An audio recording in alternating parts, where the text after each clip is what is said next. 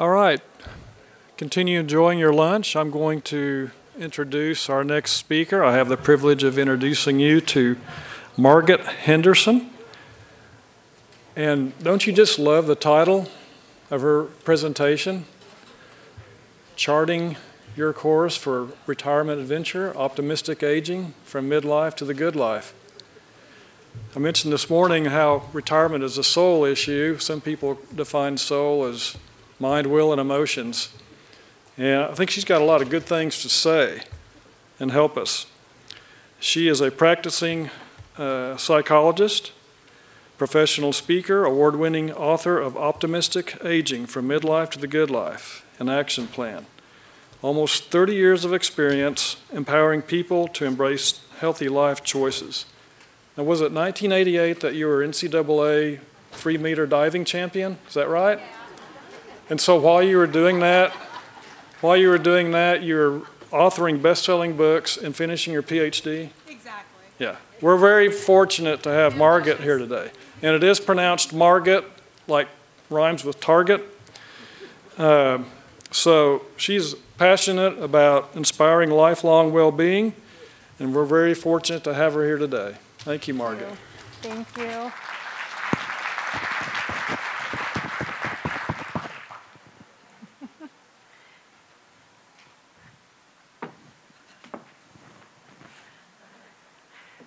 So it's the uncertainty that makes retirement planning so difficult, isn't it? It'd be much easier if we just had a crystal ball and we could at least get maybe some basic numbers out of the thing. We might want to know, how much do we need for our basic living expenses? What about for medical costs? And then, of course, how much do we need for our adventures? But we have other questions about what's next also. You're probably wondering, what the heck am I going to do with myself when I'm not coming to work every day? Or you might be wondering, where am I going to start on my bucket list? I've got so many adventures I want to have. And you might also be wondering, who am I without my work? So University of Kentucky is focusing on helping you think beyond just the finances and really building out more of a psychological perspective. And that's what I'm going to be focusing on with you, as well as the next speaker, to really look at these psychological issues to help you be at your best going forward. So I'm going to share with you 4 resources that you'll need to be thinking about building in the years between now, or the months between now and retirement. And so that's going to be what I'll share with you today. But before I dig into that, I'm going to give you arguably the most important piece of advice I have for you today, just right out of the gate here. And that is, don't retire. And by that, I'm not talking about whether or when you're going to retire from your paid position. I'm talking about the dictionary definition of the verb to retire, which is to withdraw, to disengage, to shut oneself off. You see what I mean? Don't retire. Instead, you want to live your life fully for the duration. Remain engaged, active socially, emotionally, physically, intellectually. And that can look like a lot of different possibilities. You might decide to stay at your current job as long as you are enjoying it and able to do it competently. Like, there is no need to retire if you are enjoying it. Or you might decide to switch to part-time. Some people decide that they are ready to wrap up with what they've done for some time now, but they want to do what's called an Encore Career. It might be something along the lines of what you've been doing, your passion area already, but from like a different angle. Or it might be something totally different altogether. The other options, of course, are sort of the classic versions of retirement that we think of, the golf version, the travel, the grandkids, whatever it is for you, but to live your life fully. And that idea is kind of easy to understand conceptually, but it's hard to implement in a thoughtful way. It's a little bit like the transition from driving your car on a familiar route, maybe from home to work and back. It's so familiar to you, you can do it without paying too much attention. And you're going to swap that out for the experience of being the captain on a ship on the wide open sea, where there are no road signs to orient you, and there are no streets to kind of narrow and guide your path. It's just a bumpy ride on open water with an unseen destination. And while it can be spectacularly beautiful on your boat ride, it can be unnerving at times. And so, again, today we're going to use this metaphor of your boat ride, and I'm going to give you, again, 4 nautical resources for your journey here. So before I do that, I'm going to, you're welcome to take notes. For those of you who are still eating, eat. I will send you a summary of the notes that I'm giving if you want one. And the easiest way to do that is just to pull out your phone and text that number 38470. And just text in the word aging well. The caps thing doesn't matter, but just squish it together into one word. And then it'll just ask you for your email and your name. If you want a summary of what I'm saying, feel free to do that. And it'll also, I will send you sort of a little monthly note about things you can do to be aging well. If you want those, stay in. If you just want the summary of today, then you can just opt out as soon as you get that, okay? But in any case, let's talk about these 4 resources. So the first one is your compass, and that is your purpose. And the main thing with purpose, you know, I love speaking at universities with TAAA. I get to come to various university settings because you all already probably are having the experience of a purpose-driven professional life where you know what it's like to be in this kind of meaningful work. And in retirement, we want the same thing. It might be a different sense of purpose, but it gives us direction. Whoops, we're backing that up. Here we go. It gives us direction. And so when you're trying to decide among all the different possibilities, when you have a clear sense of purpose, your values or your interests are directing you, it makes it easier to choose among all the bazillions of things you might do when you retire. But one of the things that's important when we think about, again, direction is that it is important to explore new destinations. And that is because from a brain health perspective, it's really important to do novel cognitive tasks. I noticed when I was driving into town last night that you all have a center of aging here at University of Kentucky, and they're doing Alzheimer's prevention work and treatment work, among many other things. And this is important in terms of dementia prevention. One of the things we do know is that novel cognitive tasks, doing something new, taking on a new hobby, taking a class in an area you don't know anything about, doing a new sort of movement activity or something like that, all of that helps to stretch the brain, and it's especially good when it's something that's challenging. It wants to be hard. You want to struggle with it a little bit because that means your brain's exercising. And again, something that you're curious about, that you're intrigued by. So this idea of exploring new destinations is important. And again, from a brain perspective, it's a really exciting time to be a psychologist because it used to be that we thought you kind of got issued a certain number of neurons, that's the brain cell in this illustration, at birth. Once you went through them, you didn't get any more. What we now know is that with the right kind of brain activity and other sorts of lifestyle things, you can actually generate new brain cells. That's called neurogenesis, even late into life under the right conditions. And then the other thing that happens is called neuroplasticity. And what that means is that, so this brain cell here, it's got this central nucleus with these arms that reach out, and they connect to the receiving arm of the next cell, and the next cell, and the next cell, and they connect up like that. The neurons do, and that's called neural networks. And there's a neural network associated with every kind of idea you have, activity you do, behavior, the neural networks in your brain line up to do that. But neuroplasticity is when we do something new, it means that that dendrite has to reach and stretch for the receiving arm of a new cell. And that actual stretching in a new direction creates a new neural network, and it's called neuroplasticity because it's plastic in the sense that you can mold it, and it will hold that new shape with repetition, repetition, repetition. So when you start something, I've decided that I want to learn to do Japanese drumming, so hold me to this in a couple of years here. But like, I'm not coordinated. I don't know how to do that. But once I start doing that, and with practice, practice, practice, practice, my brain will learn how to do that, and it'll eventually be something I can do. So with that, it's important to think about, again, this clicker is a little touchy. Here we go. Trying something new. And so I'd invite you to just jot down a thought for yourself, either on the notepads, or you might even open an email on your phone to yourself and take some notes here of what's something new that you're interested in trying.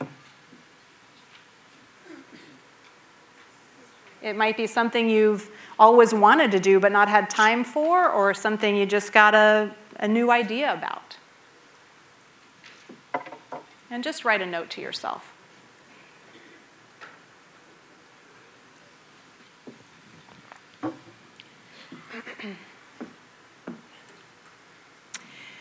The other reason that it's important to have a clear sense of purpose, in addition to it giving you direction, is that it also gives you a sense of identity. One of the things that's really hard about retirement is that often our sense of self is very clearly tied to our work life. You know, when somebody says, "Who are you?" it's, "What do you do?"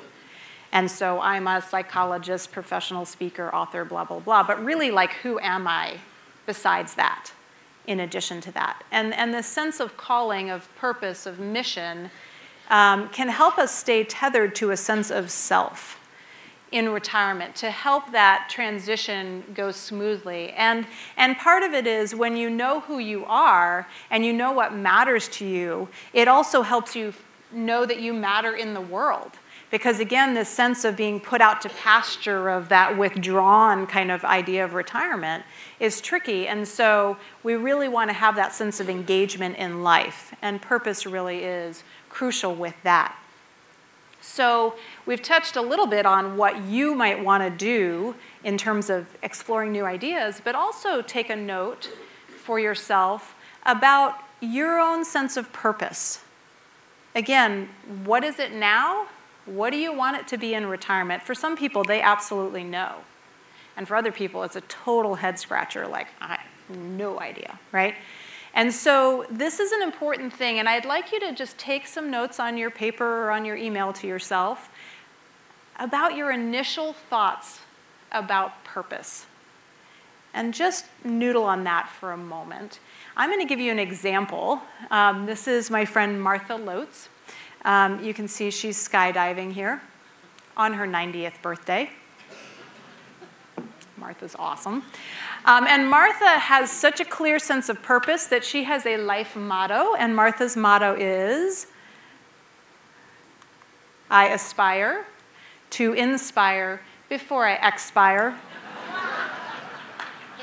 How about that, huh? To be adopted, anyone? Take that on. And what is remarkable about Martha is not only did she go skydiving on her 90th birthday, she went again at 92 with TV cameras rolling and was featured on a show. She's gone zip lining. She's gone, and these are all in her 80s and 90s, zip lining, hot air balloon riding. She's gone diving in a shark tank, scuba diving. Maybe most frightening of all, she's done musical theater in her 90s, right? And so when Martha is faced with like options of what I'm going to do, it makes it easier for her to pick. You know, should I go gardening or should I go hot air balloon riding? Duh, if that's your motto, right? So in that sense, but for you, your motto might be, I'm going to create more beauty in the world, and then gardening is, of course, the way to go. So again, take a note for yourself about your purpose. And then I'm going to ask you to turn to someone at your table, preferably somebody you don't know yet, and just in duos or triads if needed, and just share your initial ideas. You know, nobody's going to hold you to this, but just a little bit of a brainstorm about your sense of purpose. And I'm going to prompt you to switch in a couple of minutes here, and then we'll come back together. So share for a moment about this really crucial resource of purpose. Who's got a birthday this week? Anybody have a birthday today? Today? Yes! What's your name? Debbie. Did I get that right? Anybody else birthday today? All right, Debbie, we're going to sing happy birthday. Happy birthday to you. Happy birthday to you.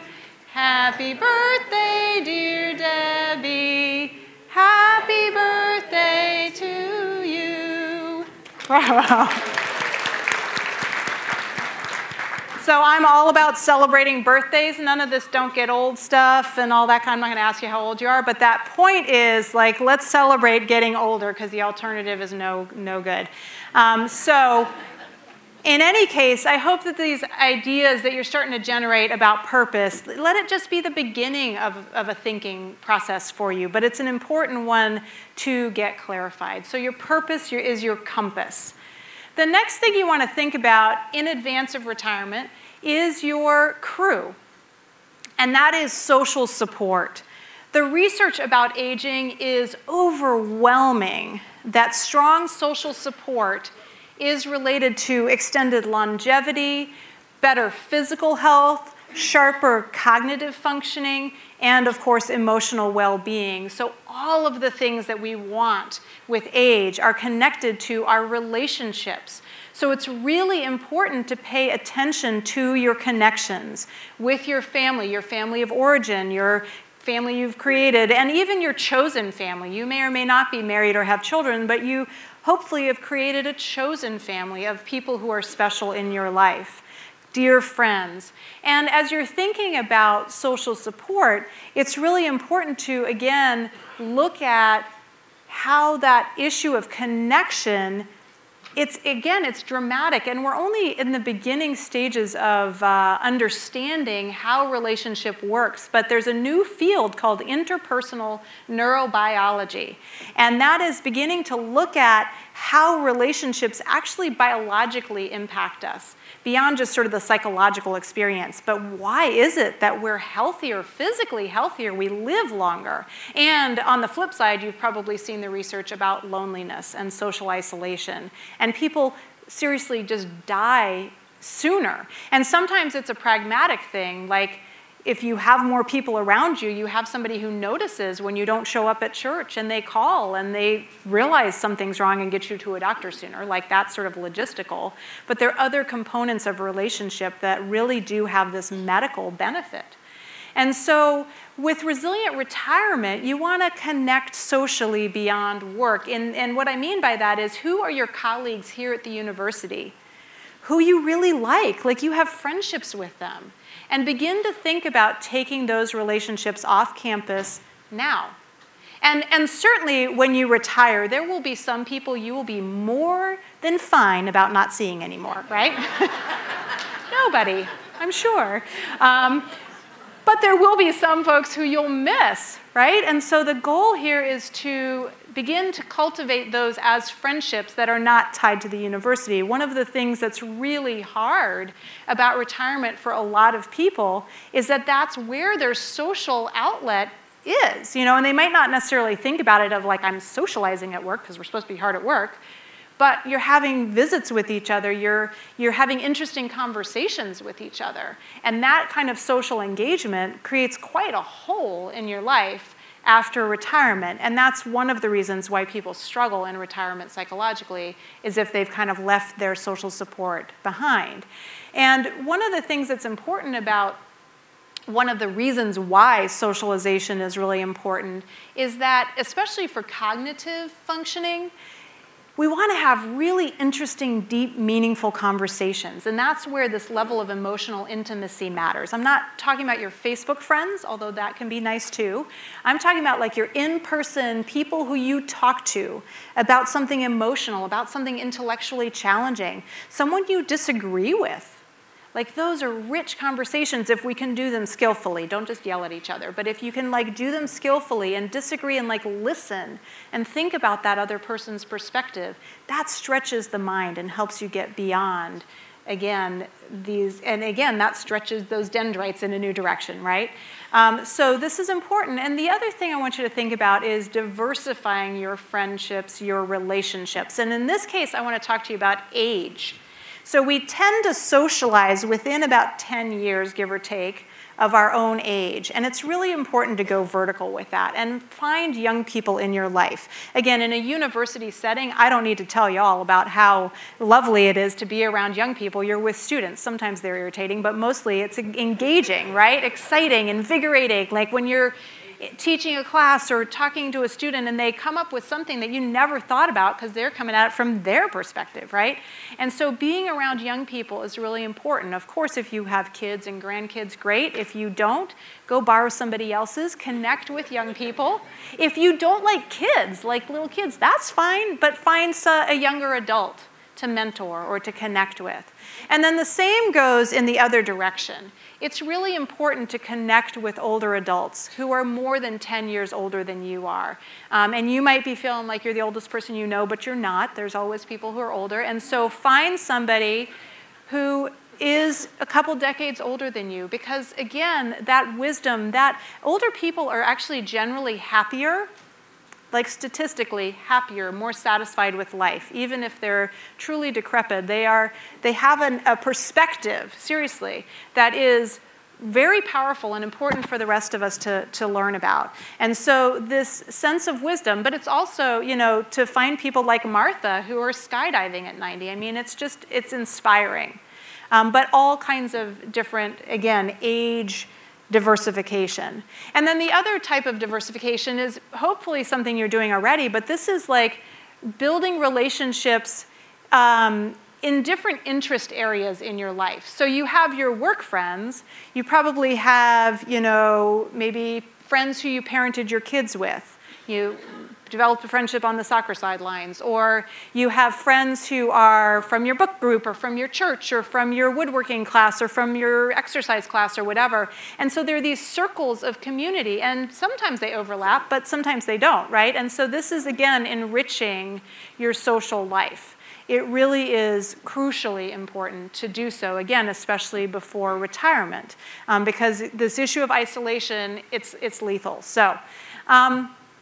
The other thing is, if you have a co-captain, and that's a spouse or a life partner, make sure you're discussing your voyage ideas early and often, because partners don't necessarily have the same ideas in mind about what retirement will look like. And in fact, sometimes one partner will have the idea of like, oh my gosh, I'm done, I'm going to go travel the world, come on, honey, let's go. And then honey is over here like, you know what, I just opened my Encore, my new retail shop that I'm so excited about selling cakes, and I can't leave town or whatever, right? So there are times when you might take little mini boat rides out somewhere else and do some things on your own. But in terms of kind of thinking this through with your partner, have those conversations. Don't assume you all are thinking about this in the same way. The other issue with your partner is to think about what it's going to be like at home. If you put a couple of people on a sailboat and you send them around the world, they get a little, like, there's a lot of togetherness going on right there, right? So when you're back in the same house together, after one of you's been like out in the field working and the other one might be working at home, and then all of a sudden it's like, oh my God, that's a lot of you, right? So kind of thinking about what that's going to feel like, because we want to still enjoy each other, but problem solving with that. And that's where, again, some of this new activities gets us out of the house and we're not sort of on top of each other too much. And again, I'm sure you would adore your partner, so I'm not meaning that disrespectfully. It's just, too much of a good thing sometimes can be a little tricky. So in terms of your social world. Take a minute and jot down some notes for yourself of the special people in your life. And what I want to emphasize here is, I say here, with whom can you share your joys and concerns? And when we think of social support, it's often like, who will bring us a casserole when our kid's in the hospital or whatever. And so that is for sure part of how we want to define that, is somebody who's got your back when things are hard. But interestingly, in the research about social support, I read once that the definition that they found most helpful is who will not only support you when you're struggling, but who will celebrate with you when you are triumphant without their envy getting in the way. You know what I'm talking about, right? And so when you are doing great, who's excited with you? Who's right there to say, yeah, good job. Even if we were vying for the same thing, I'm really happy for you, right? And so those are the real keepers. And that's also the kind of friend you want to strive to be. Someone who can be happy for their friends when they're doing well and, again, be supportive. So jot down the names of those special people. They might be relatives. They might be friends. You might also kind of write down the name or two of somebody who you feel like there's potential there. Like, I have a really good vibe off of that person, and I think that would be a friendship I'd like to develop further.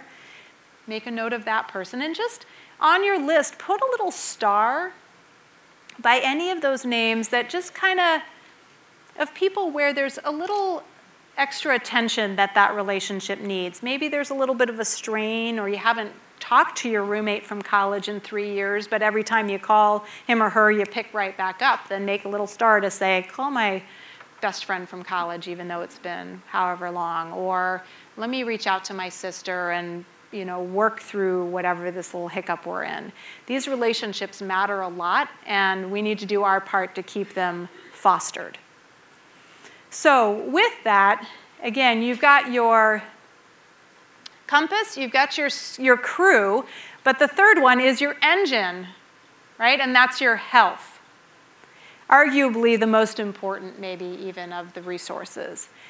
And one of the things that's important about health when we think about aging is that there are a lot of misunderstandings about how health works with age.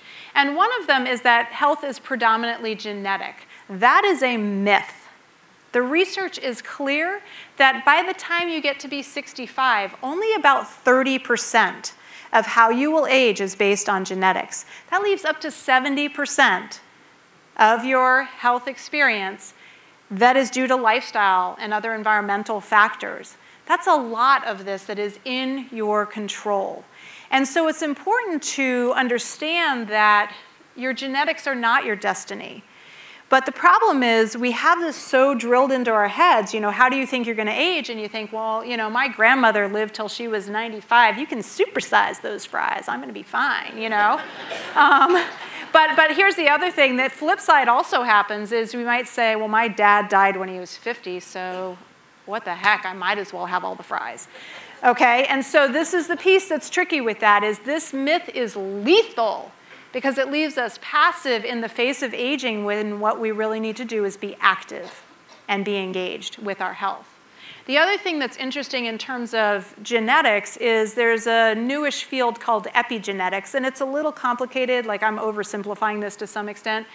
But the point is that genes seem to interact with environment. It's almost as if, it's not really literally like this, but as if those genes have little toggle switches where you can kind of turn them on or off depending on the lifestyle choices you make. And again, this is way more complicated than this, but the point is you can have a gene for something and with healthy lifestyle choices actually have that gene not manifest. So that's fantastic, especially for those of us who are feeling kind of doomed when we maybe look at how our parents died or are aging and think, eek, oh gosh, that might be me.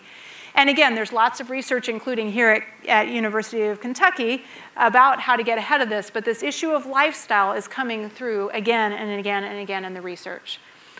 So with that, keep in mind, again, that lifestyle matters more than your genetics. And so given that, I'm going to ask us to take a little movement break before I get into talking to you about why movement matters. So come on and stand up with me, if you will. And I hope those of you in the back can still kind of see me, even with everybody standing, but I'll try to get as big as I can. So you all have been sitting a lot, although luckily they give you food so you can go stretch and walk around a little bit between all these sessions you're getting today. But we're going to do a movement exercise, and can I just say to University of Kentucky HR team, fantastic job, because you guys are going to get another movement break after this session, but you can't have too much movement, so we're going to do it. This is called the Shake It Out Countdown. I am going to demonstrate first, and then ask you to join me. What I will say with this and any other movement activity you consider, we want to move without getting hurt. Right? So there's part of this exercise that involves going up on one leg with a little shake. Don't do it if you don't feel comfortable doing it, but I also recommend if you are going to join me in shaking your leg one way or the other, to hold on to your chair, please. And you don't even have to stand up to do this exercise. This exercise can be done seated, too. So if you're more comfortable staying seated, do that. Like modify so that it's safe and healthy for you, because nobody getting hurt is my main goal for this session, including some other educational things. So Shake It Out Countdown, I'll just show you, and then we'll do it in a second. So it'll be like this: 5, 4, 3, 2, 1, 5, 4, 3, 2, 1, 5, 4, 3, 2, 1, 5, 4, 3, 2, 1. For those of you in the back, I'm going up on one foot here, and then 1 foot. Okay? And then we're going to go 4, 3, 2, 1, 4, 3, 2, 1, and count it down.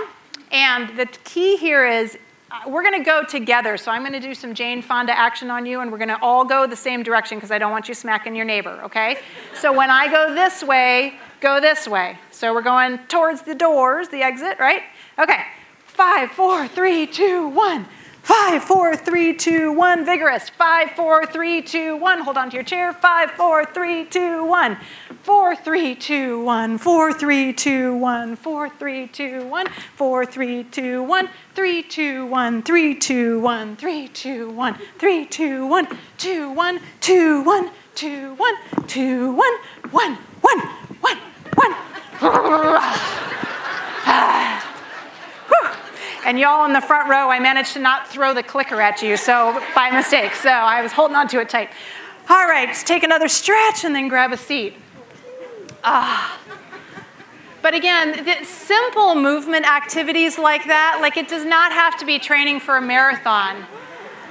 Just get up and move throughout your day. Get up and stretch. It's really important to get more movement going here.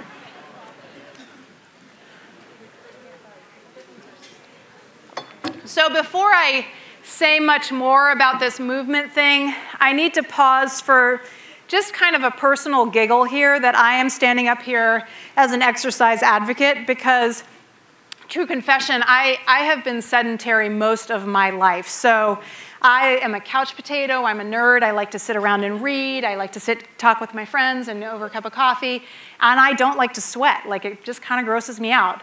But the reality is that several years back, I ended up with my own midlife health crisis. And in doing the research that I needed to do to figure out how to get back up on track, I discovered that sitting around was part of what was creating some pretty significant health problems for me. So I got up and I got moving, and I figured out a strategy. Luckily, I have an exercise buddy. Thank God for Susan, because I would never be at the gym otherwise. But we go to the gym 3 to 4 times a week and do our exercise routine that way. So I am standing here before you to say, like, if I can do it, I promise anyone can do it, because I so don't like to exercise, but it really is that important. And again, just find something that you enjoy. So with that, the reason it's important is that most of what we think of as age-related physical decline is actually based on sedentary lifestyle.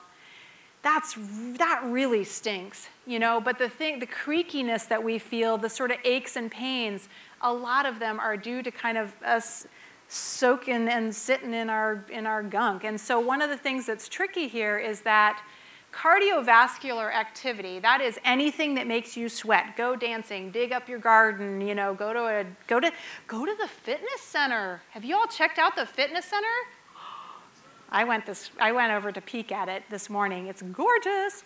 But anyway, the point is that cardiovascular activity is really important, and here's why. It moves the circulatory system. So when your blood is pumping to your toes, back up to your brain, and moving that blood around, it is what nourishes your body's organs, and it also cleanses them because the cells make a whole lot of cellular waste. And that sort of cell poop is just sitting in your body. Cell poop, I just said that. Is just sitting in your body and in your organs when you're not sort of flowing the blood to get it cleared out. So I think of exercise as my catering crew and my hazmat team.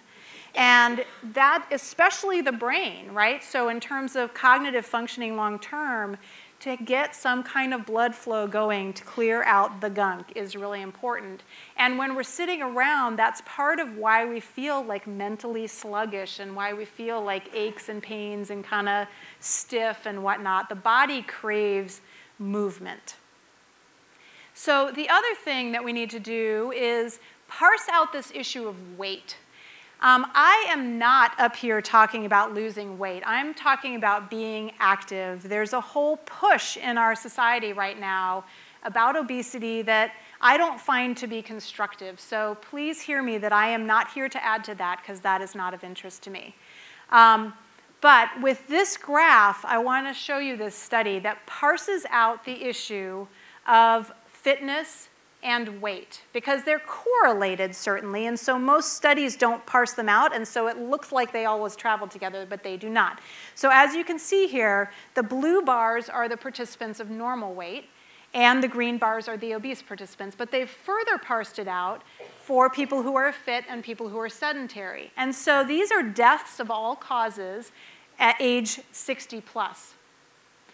And so when you look at this, you can see that it's clearly fitness that is the deciding variable. And you might think to yourself, how can an obese person be fit? And if you have that thought, just think of your favorite football team and think of the linebackers. These are not small people. These are big guys, and they are hauling, you know what, going down that field. And they are fit and vigorous and working out. And there are people, you know, the problem is that exercise does not, sometimes it leads to weight loss, sometimes it doesn't. But the point is to take all of your pounds and just move them. It does not matter how many you have, just move them more often. And let's not worry about this goal of weight loss so much, but more so about, again, just getting your circulation moving. And the other thing that's interesting about this study is that you'll see here the highest bar, which means the highest mortality rate, is the normal weight sedentary folks. Huh, that's interesting. I don't know what the researchers made of that, but here's my guess about that. These are people 60 and older. When we get older, being thin is actually a risk factor for frailty. And being frail as an older adult, it can, leads to health problems. And so again, don't worry about pounds, just let's look at what does it mean to move more often. So fitness matters more than weight. The other part of physical activity that's important is to do some kind of strength training and balance exercises. This is where like Tai Chi and things like that come into place. You can do these wobbly balls like people are standing on in this picture. But the reason that that's important is because this will help with prevention and treatment of osteoporosis and arthritis. And talk to your doctor if you already have arthritis or osteoporosis. Talk to your doctor first and maybe work with a physical therapist to get a good regime going. But it can actually reduce pain and prevent pain. And that's really important because the cardiovascular exercise that we were talking about, the things that make you sweat, the aerobic kinds of activities, those will help keep you alive. So that helps for stroke prevention, which also stroke is really important cognitively in terms of cognitive functioning. Stroke prevention, so if you want to prevent Alzheimer's, get cardiovascularly active. Heart disease prevention, some forms of cancer are prevented by cardiovascular exercise. So that will help you, not die, but strength training and balance exercises will help you have a life worth living because osteoporosis and arthritis won't kill you, but it will make you hurt. It's just painful. And so that's a quality of life issue. And it's really hard. You know, we were just saying to like go do your travels when you're in a lot of pain. So that's where these kinds of activities really help with, again, that quality of life component. So there's a lot that we can do, both to prevent in the first place medical issues, but also to regain health. And again, I stand here before you as someone whose health was really faltering and was able to rebuild, and many people really are able to come out of those downward spirals to regain health. But there is one thing that we cannot prevent, and the Onion, I don't know if you're familiar with the Onion, says it best, which is that the world death rate is holding steady at 100%. Sorry to tell y'all.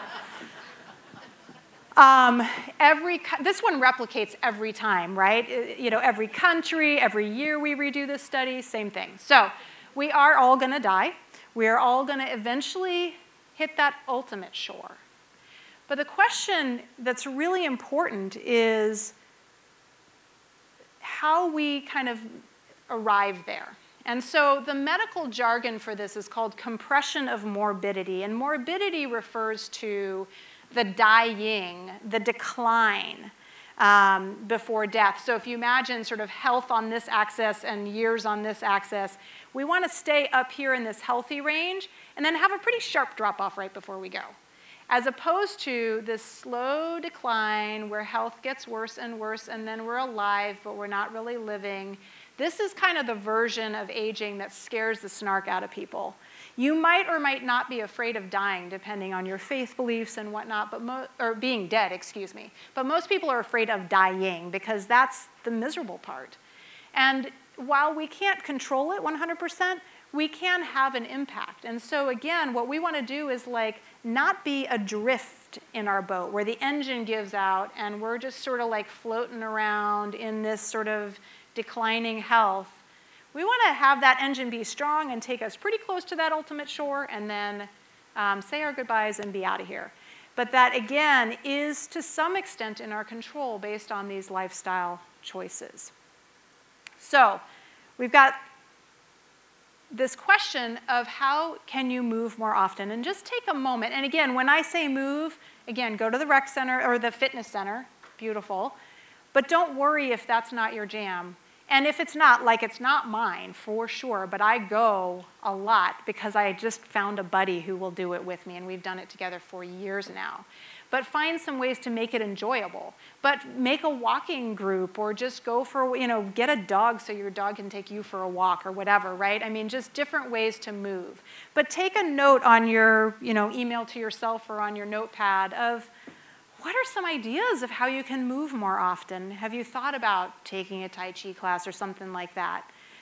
Drumming. My drumming class is going to be very vigorous. It's going to get my heart rate up, for example. And just take some notes for yourself. So we've got 3 so far. Purpose, which is your compass, your crew, your social support, and your engine, which is your health. And the next one is your operations protocol, which is your routine. And one of the things that is, again, helpful about work is that it sort of orients us in time. A lot of times when people retire, you hear them say, I don't even know what day it is. What month is it? Where am I, you know? And yes, today is, wait, what? Saturday? Friday? No. But that sense every day is Saturday. Is that what you're saying? Yeah, exactly. And so the routine of work kind of helps us feel stabilized. And so it is important to think about your routine going forward once you retire. Just to, again, give life structure, because a little too much wide open. I mean, you might be somebody who's like, turn off the alarm clock. I don't care what day it is. I'm so psyched. Every day is Saturday, like you said. But for a lot of people, they don't function very well with that. That's pretty common that people struggle with that. So give some thought to your routine now and consider what it is that marks the sort of beginning, middle, and end of your day. What marks the beginning, middle, and end of your week, your month? You might have like a staff meeting that's the 3rd Thursday or whatever, right? And these are the things that kind of give our lives a pace that feels just familiar and reassuring. And then just brainstorm for yourself before you retire about what kind of routine. It'll be different things, presumably, that mark your days, weeks, and months, but give that some thought. And as a routine, like a routine is just a structure. And then the question is, what are the things you're going to plug into that structure? And I would invite you to build a daily routine that includes the other things we've been talking about. Every day, some kind of purposeful activity. Every day, a new learning experience, a social activity, and a physical activity. Every day. That's my recommendation to you. Take it or leave it. But this is really important in terms of the quality of your retired life.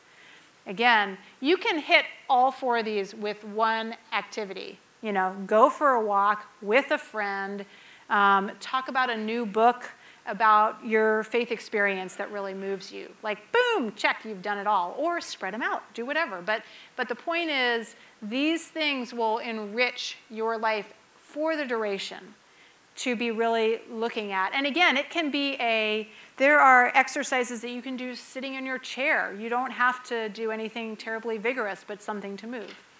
So that would be the piece I would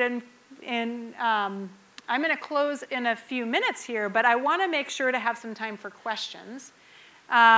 Is there anybody who wants to have me elaborate on anything either I haven't said or that you want more information about?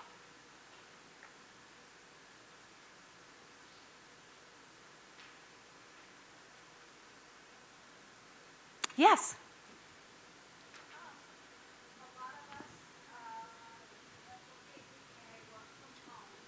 Uh-huh. Yes. Great question. Okay, the question is, a lot of us at UK work from home and we have sedentary jobs. I bet even a lot of you who have jobs here have sedentary jobs. I have a sedentary job. I'm a therapist. I sit and talk to people for 9 hours at a time. And so what I would suggest, and I'm really glad you asked this because that is a really common issue, is to just work in little movement breaks. I mean, hopefully you have a door to close if you're going to do the shake it out countdown. You know, that would be a little awkward if your, husband's at home working too and going, what the heck? But to do some kind of movement activity. I got one of these watches that pesters me, and so if I've been sitting too long, it's like, stand up, stand up. Oh, okay, right, and I stand up and at least stretch. And it seems like that shouldn't do anything, but it really does. So stand up, put an alarm for yourself, stand up and stretch. Go walk to the restroom. Go, and if you have stairs in your house, or in your office building, just go up and down. You don't even have to, even if you just go down or up, but you can do a little interval thing and take 2 minutes and just walk up the stairs, walk down the stairs, walk up the stairs, walk down the stairs, walk up the stairs, walk down the stairs, and that's it. Do that 5 times. Those kinds of things really can make a big difference. And the other thing I would say about our jobs is if you have a phone that's not corded, and most of us are on cell phones, some of us are at desk phones, but if you're doing any kind of phone call, stand up while you're on the phone. There's no reason to be sitting in a chair during a phone call. For one thing, your energy will just be more engaged if you're standing. If you're on a cordless phone, pace a little bit. Just kind of walk back and forth. I have a little bit of a runway in my office, so I just kind of walk back and forth when I'm on a phone session. And so those ways of just weaving in activity, and again, I promise you, and here's the other thing, if you're at work and you're working on a project, especially if you're stumped on something, if you're just sort of like hitting the wall and or there's a problem and you can't quite like think it through, or writer's block or whatever, especially let that be a cue that it's time to just go walk around the block or do 10 jumping jacks or something, because that's like brain sluggish, bleh. And if you get up and move even a little bit, that will start to like dislodge that stuckness and help get your ideas flowing again. So does that answer your question? Okay. Other questions? Yeah? So how do you make friends at our age? So Yeah. I'm divorced and I've only lived here a few years. Yeah. And I'm also introverted. So Yes. Yes. Yes, that's a great question. Okay, so the question is, how do you make friends as a grown-up, and an introvert, and somebody who's new in town? Those kinds of things make it daunting when, everybody seems to know each other, and that sort of new kid feeling, even when we're not a kid anymore. And or even if you, but the introversion issue is an important one to acknowledge too, right? So introverts certainly need connectedness.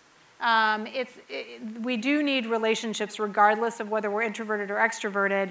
But I think for introverts it can be a little bit trickier because introverts have less patience for sort of chit-chat, you know, like conversation that's not substantive. And that makes it hard, right? Because we've got to start somewhere with people we don't know. And so it's a little tricky to kind of find an interesting conversation right out of the gate, right? So I will say that this issue of, you know, it's partly putting yourself into a social context. And so that's where taking a class, pursuing some of those new interests. You know, you might decide to take a pottery class, or you might decide to take a improv class or something, whatever. But some kind of activity, and I think for a lot of people that's where, you know, their faith community or other kinds of ways of just finding a shared interest, because that's a starting point right there for a connection. But it is tricky, and I also will say, and I'm actually writing this month's blog post about this, so there'll be a little more on that on my website later, but just have some conversation starters in your hip pocket, like some kind of a question that's an open-ended question to kind of invite conversation. And the trick is really to get the other person talking. Because a lot of times we get all like, I don't know what to say, I don't know what to say. But ideally, if you can ask a question and then ask some follow-up questions based on what they're saying, quite honestly, all of us don't get listened to enough. You know, because we're all sort of like trying to figure out what we're supposed to say. But the reality is, if you can reach for a new relationship and just kind of invite them to share about themselves, a lot of times people are okay to talk when there's someone who's attentive and who will kind of draw them out. But some of those are just, you know, kind of conversation skills that just take a little practice. Again, in these new relationships, like I'm sure with your old friends, it's easy because that foundation is set. But it is hard in adulthood to kind of venture out in those ways. So open-ended questions, follow-up questions, finding those sort of commonalities to just build that little bit of a bridge. Does that help? Okay, great. Yeah. One more question, anyone? And I'm happy to answer questions afterwards too, but if there's anyone else. All right. So come find me afterwards if you want to chat about anything else. So let's focus on this next step, which is to make a commitment to yourself. These are all really, I'm sure, concepts that hopefully make sense to you and like, yeah, that's a good idea. But the part of you that kind of intends to do something is different in your brain than the part of your brain that actually follows through and does things. And my hope for you today is not that this is just sort of another interesting talk, but actually that you will leave here and do something different. So think about the notes that you have about purpose, about social connectedness, about health and routine, and just pick something. And it can be like the most important thing, okay, I really know I need to do this. Or it can be the easiest thing, I don't care what it is, but just pick one thing. And I don't mean 5 things, I mean one thing that you can really commit to yourself that you will do. And just take a moment and take a note about that, please. And then I would also encourage you to think about an accountability partner. Talk with someone in your life about this commitment that you've made to yourself and just tell them about it. And maybe ask them to prompt you about it and or ask you how it's going or support you in doing it. Because when we say something out loud, we're more likely to follow through on it. And when we ask for support, it's more likely to happen. So with that, I invite you to take the resources that we've talked about today and use them to set yourself up for a successful retirement journey. Be intentional about cultivating your purpose, developing your social support, taking care of your health, and thinking about that stabilizing routine.